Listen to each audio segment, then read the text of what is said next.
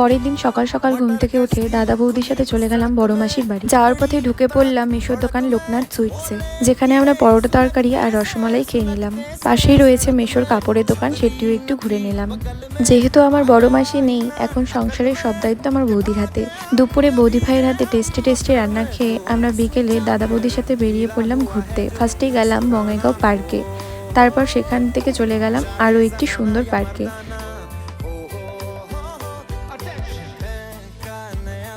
সেখানে গিয়ে আমার আর বুনুদের কাণ্ড দেখো।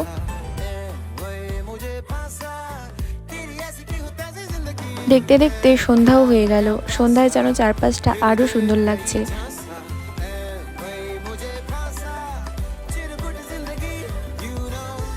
এই পার্কটার পাশেই রয়েছে প্রচুর ফুড স্টল।